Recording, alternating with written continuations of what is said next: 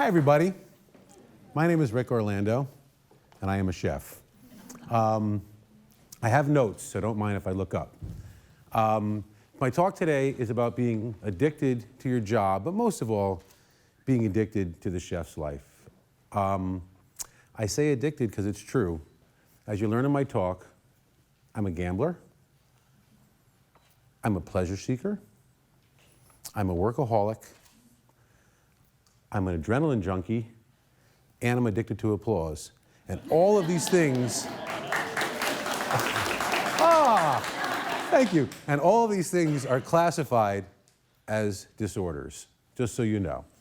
Let me tell you a little story how I became addicted to my work as a chef. Most working chefs I know, they don't go to cooking school. They start out in the field. They may go to cooking school later, but they start out in the field. And for many reasons, they get lured in. That claw grabs you, that being in the kitchen. And it certainly takes hold of certain kind of people. My background, I'm a second generation Italian-American from New Haven, Connecticut. Most of my uncles and aunts, they worked in the trades or they worked in farming, and I was determined to be something else. And my dream wasn't to be a chef, and it wasn't to be a doctor. It was to be, I remember telling my guidance counselor in high school, she wanted to send me to Berklee School of Music, thinking I wanted to be a musician. I said, I don't want to be a musician, I want to be a rock star. And there was no such thing as rock star school, but I love to play music. I love the creative process, but I love to perform and I love to be on stage, so, of course. So my music, when I started, and this is like the late 70s, okay, because I'm pretty old, was underground music, original music, and the band was everything. We looked the look, we talked the talk, we hung out in the right places. It was all about the band. The band was more important than the music.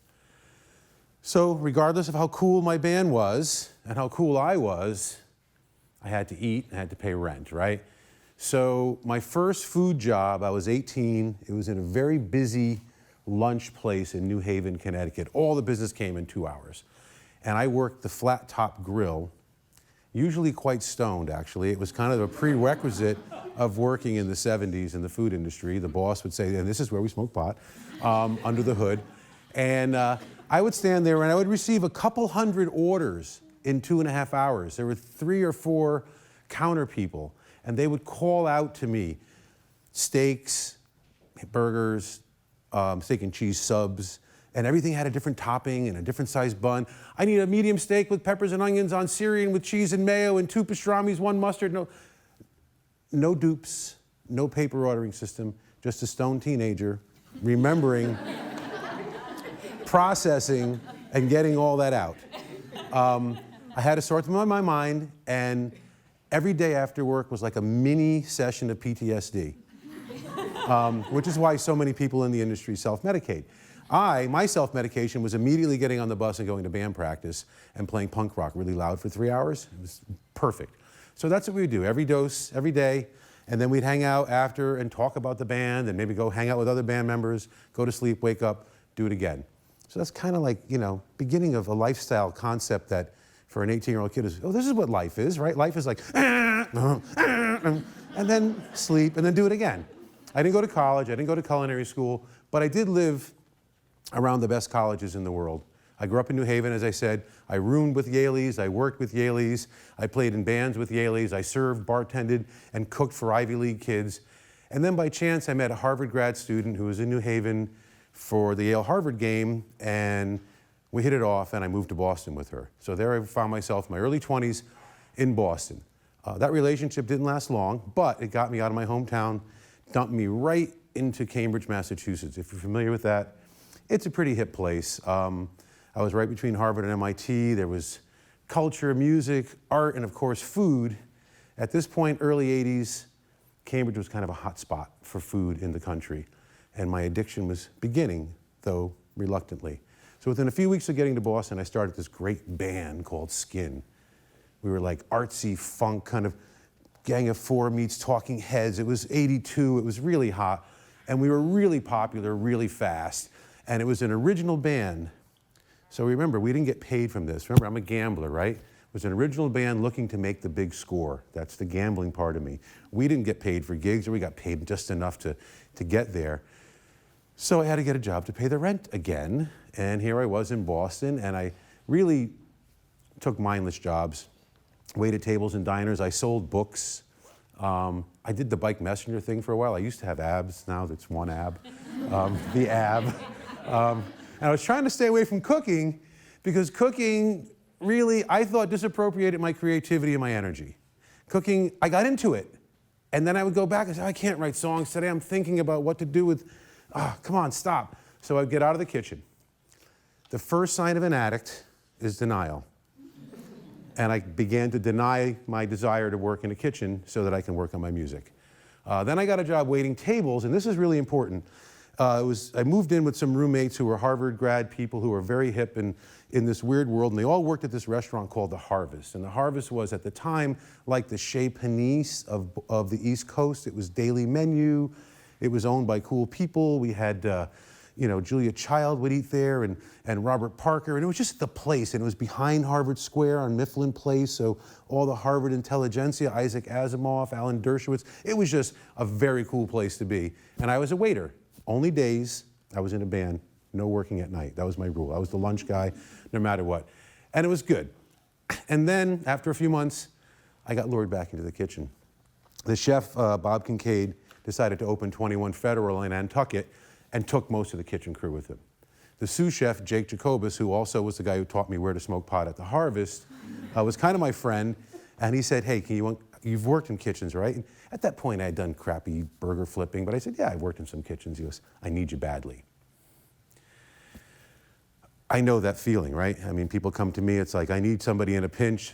Have you cooked anything before? Let me teach you this job. You need a body, you get one. So I was that body, but it was a self-esteem boost for me. I love that applause, right? For me to be part of the Harvest kitchen team, even at an entry level, made me feel like, uh-oh, I like this. And that addiction to being in the kitchen was being lured by the applause addiction. It's like suddenly my self-esteem is going through the roof because there's a hierarchy in the kitchen. And I was being brought in and I was experiencing the benefits of rank, right? Because I was Jake's friend, because I knew all the food, because I was a waiter, so I can describe all the food. Now I just had to learn how to cook it. So I got the taste of the food, and the place was so awesome. And we were the first place to launch a microbrew. We launched Sam Adams. I know it seems like commercial beer now, but in 1984, to be the place that launched Sam Adams, we were very cool. So I was a part of this very cool place with a very popular band, being very torn. So I agreed only to be the day cook. Only. Never work at night. Because the band came first. I needed that brain space, but once again, I was getting slammed every day with orders. I'd get out of work, self-medicate, get back onto the gig, right? So I was learning as fast as I could. I'm digesting all this stuff. I started reading cool books, which were beyond, I remember James Beard and McGee on food and cooking and gastronomique, but then I started reading, I was introduced to pleasure books.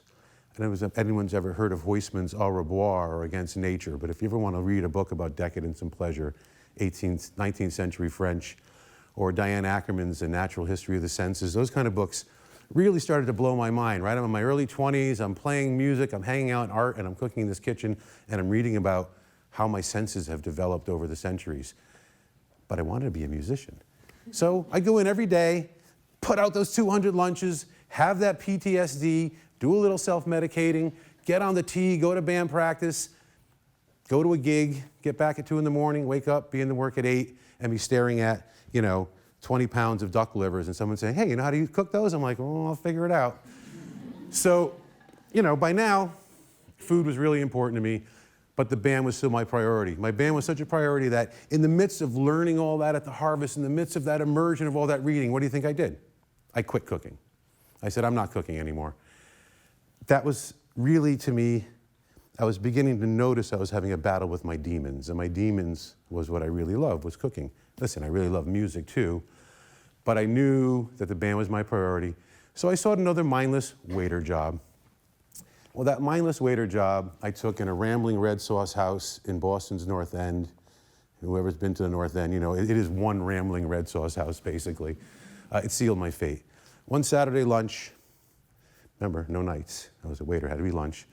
I waited on this sultry gal from Queens. I married her, and we've been married 32 years. That's my wife and partner, Liz. And And things got comfortable, right? You kind of get married, you get comfortable, and I was battling that urge to get back in the kitchen, but instead I started experimenting with new dishes at home for Liz, and then our soon-to-be daughter, Sydney, and our soon-to-be son, Willie, and becoming a family man. But now I'm 10 years into cooking.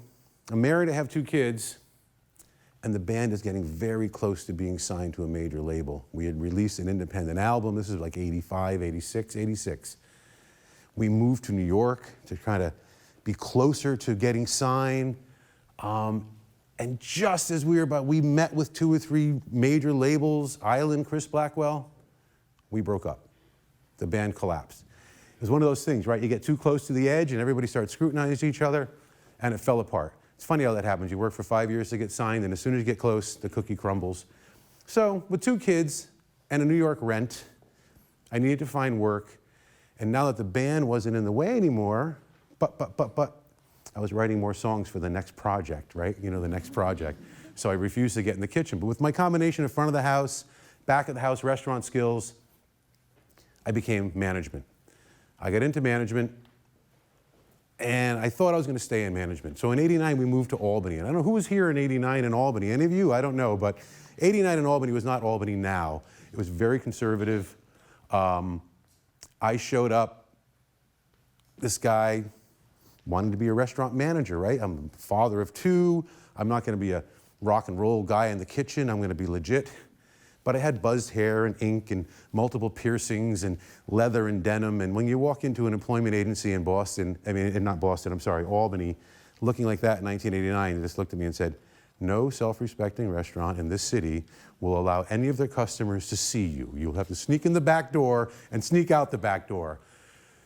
So, no punk rock, I'm not going to get that job. So I went out looking for jobs, just regular jobs, any kind of job to get started. I applied for a bar job at a place, and the owner, who was an older, cool cat, kind of like me now, then, looked at my resume and said, you know what, my chef just broke his back in a motorcycle accident.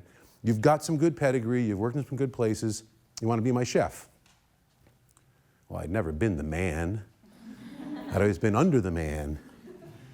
There's that little addiction again. It's like, oh my God, my self-esteem, my applause, my adrenaline, everything at once. It's like, oh my God, yes, I'll take the job as chef.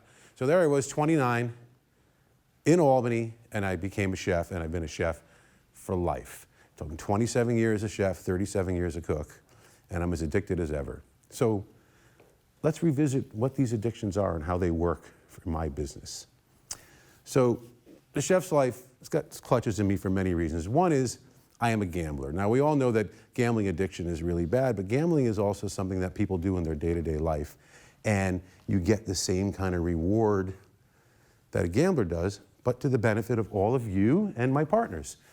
Every day, I gamble. I gamble on the bottom line. Every time I spend money. Independent restaurants work on single-digit profits, okay? That's what our profit margin is, 5, 6, 7, 8%. So if I don't pay attention to my inventory and I buy wrong, that's dangerous for my business. If I don't pay attention to the business forecast, what did we do last year, and I overschedule, I'm gambling, right? I'm saying, do I need 5 cooks or 6? I think we're going to be busy. You know what? I looked at last year. I'm looking at the racing form from last year. I need 6 cooks. Every time, and even worse, when I decide to put an inspired, funky special, like pacu rib bones from Brazil that you've never had before, but I had to spend $400 to bring in, I'm rolling the dice saying, I bet my customers will support me and buy this, or I'm knocking 1% off my profit for the week. It's exhilarating to win. It's humiliating to lose, but it's gambling, and it's gambling every day. My father used to bet the horses as a kid, and he said to me, do you gamble? And I said, no. And he said, yes, you do. And we had this conversation. It became very clear to me. So gambling, you know, right? The brain's reward system is fed, so that's the case. I have the gambling disorder, I have it in spades, and you all reap the benefit by eating my restaurants because I'm willing to gamble on cool food. I am also a pleasure junkie. Now, I'm not going to play down the substance issues in our industry because they're real, partially because a lot of people with a certain type of personality end up in the industry, so it kind of goes hand in hand, but that's another talk for another time. Today, the technical term is RDS, right? Reward Deficiency Syndrome. When we get stimulated, we want more stimulation. It's a cycle that can destroy you. It's a cycle that can also make you an amazingly cool maniac.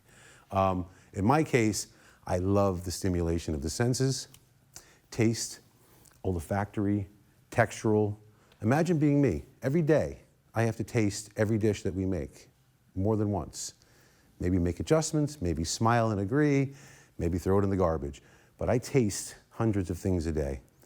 And then I meet with these salespeople, and I don't know if anybody else in any other industry you're in, what do salespeople do? They bring samples, and they bring lots of samples. And my samples are usually really good wine, bourbon, really cool cheeses, grass-fed meat, local produce. So it's easy to get addicted to knowing that, boy, every day there's a little interval about between 1 and 2 where I'm going to stop and go taste with people. So that addiction to the stimulation of the senses is something that's really important. The next addiction is adrenaline. The runner's high, the athlete junkie, right? And being an adrenaline junkie is something that it's a common phrase in our language. Well, in my life, I experience this flood of endorphins in the brain every night, right? It's that internal morphine, suppresses pain or also makes you kind of ecstatic, and I'm addicted to that. The adrenaline of a 13-hour day, for me, starts with inventory, scheduling, then a little menu research and buying, then planning the production and working with people and instructing people what to do, and then making sure that everything's ready for that 5 o'clock dinner. And then when most of you would be going home, my 5-hour shift starts on the line, getting hit with butt-kicking dinner service, delegating, bending, calling orders, stretching, multitasking, in a 110-degree kitchen, of course, always. Team of 5 or 6 other maniacs all calling to each other, knowing that every single one of those dupes that comes into the kitchen could be one of you, all kind of wide-eyed and looking for the greatest experience of your life, over and over and over for 4 to 5 hours. Then some paperwork and you go home. The adrenaline rush is intense. Anyone who's worked in a busy kitchen where people actually care about the food and are on board and on a team, know it is really, it's like a Broadway show. You really, every night's a show, 7 days a week. It never stops. Being addicted to that adrenaline is pretty cool. And to me, it's not a negative. I mean, when we condemn Michael Phelps or Tarantino or Pichai from Google or any of these guys for saying, oh, you're an adrenaline junkie. They get tons of adrenaline from building their business, from succeeding in their sport, from making films. But you know, it's still considered a disorder. People who are hooked on that adrenaline thing, it's not supposed to be good. You're supposed to be medicated and be chilled out. And it's not happening with me. And then, you know, I'm a workaholic. It's really funny. When I was researching workaholism, I called my wife and said, Liz, I need therapy. Everything's wrong with me. There's a Norwegian research group called the Bergen Work Addiction Scale. I'm going to go through their scale and each one of the categories and kind of give you my own little personal feedback, okay? Number 1 is, if you're a workaholic, you think of how you can free up more time to work, okay? I never have enough time, that's true. I wake up, I know that a farmer dropped me some lamb shanks. Yesterday, I'm thinking about how to do those lamb shanks, and I also know that a cook quit last night because they aren't one of us. And we had to find another one of us. And I wake up thinking of my job. I don't go to work till 10 or 11 o'clock. I go to bed thinking about, wow, that was really great last night, but I've got to make an adjustment over there. That's normal for someone who's immersed in their work. I don't find that to be a negative. I find that to be just being positive. And I could step away, but you know, that's the next one. You spend much more time working than initially intended. Honey, I'll be home by 9. 11 o'clock. I mean, when you're doing a project, again, fun project, you're in a band and you're making a recording or you're having a meeting about how to market your new website product and you're jamming, it doesn't end. It doesn't end until it's over. It doesn't end when the clock rings. There's no like, ding, hello, George, hello, Ralph. It ends when it's over. And that's the way I believe. And you know, because I care about what I'm doing. I could never just say, oh, it's 5 o'clock, time for me to leave all this food on the cutting board and all those notes and walk away. It's just not how it works. You go until you're done. Number 3, you work in order to repress feelings of guilt or helplessness. Well, I have to tell you, maybe I'm guilty there. I do wish I can plate every single dish that every single person eats in both of the restaurants every single time because that's how much I care about it. Anytime I see a negative comment on Yelp, which, well, you know how much we all love Yelp, I wish I was there when they came so that I could make sure that it didn't happen. And I guess if I feel guilty about it, that's my own problem, and I'll deal with that, and we'll go on to the next one. You've been told by others to cut down your workload without listening to them.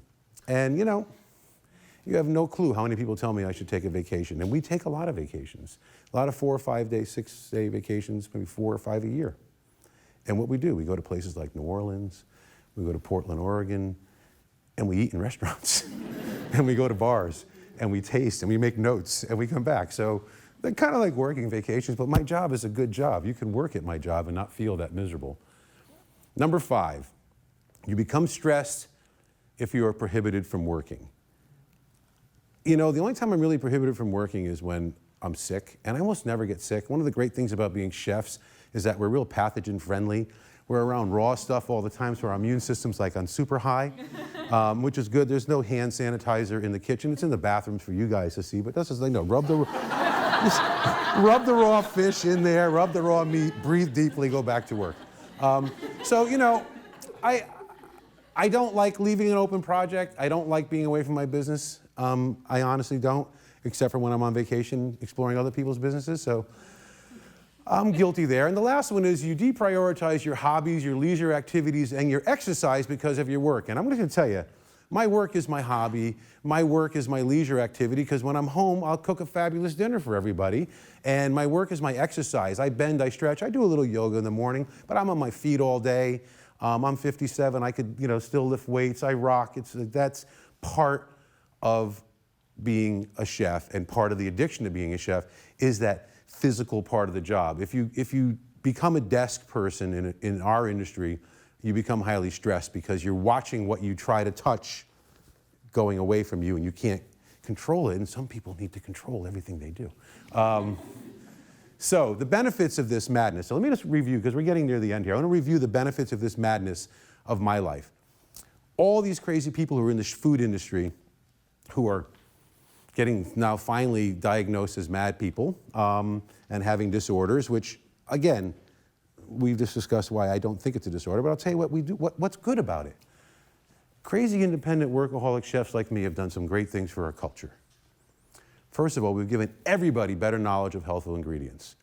When I was working at the Harvest, it was great to be at the beginning of that time where we started putting farmers' lists on our menu, what we're selling.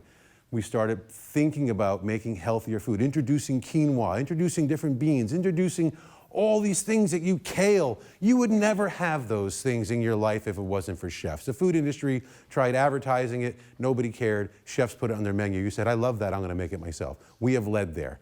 We have totally popularized the organic movement back in the late 80s and 90s.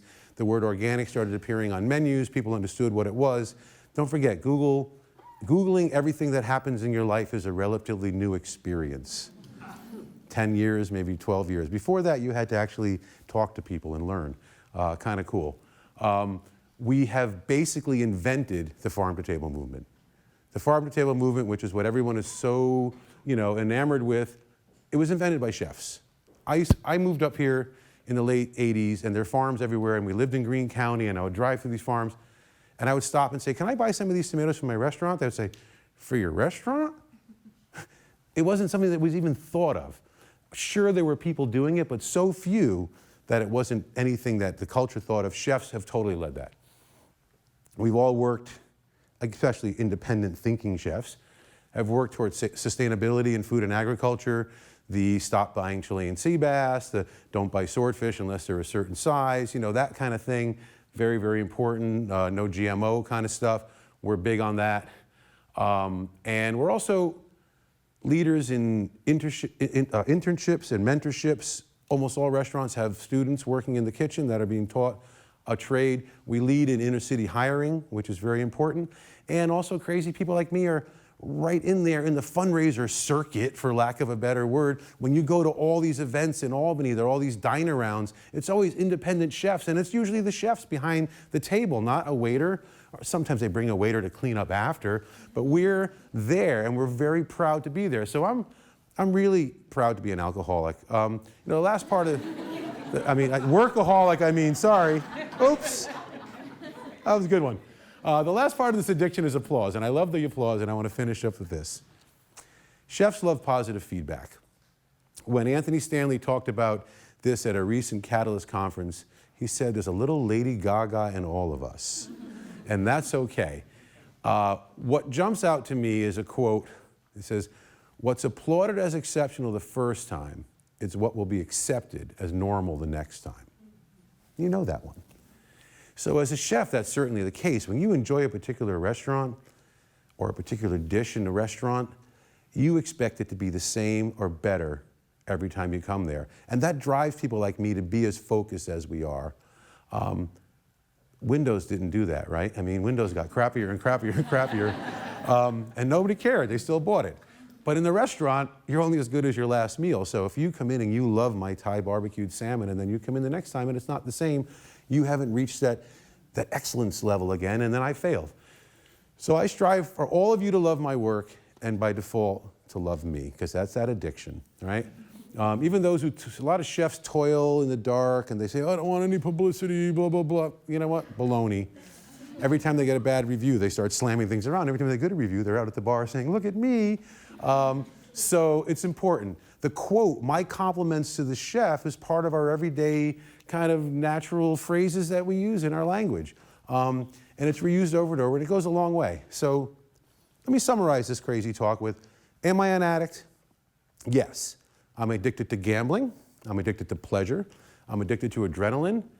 And I'm addicted to applause. I can't tell you whether I was predisposed to these tendencies before I started or not, or whether it's something that kind of happened to me as I was in it. It's a nature versus nurture argument that's left for another TED Talk, which you may do. But in closing, I want to quote the great Robert Palmer. I might as well face it. I'm addicted to love. Thank you. Thank you.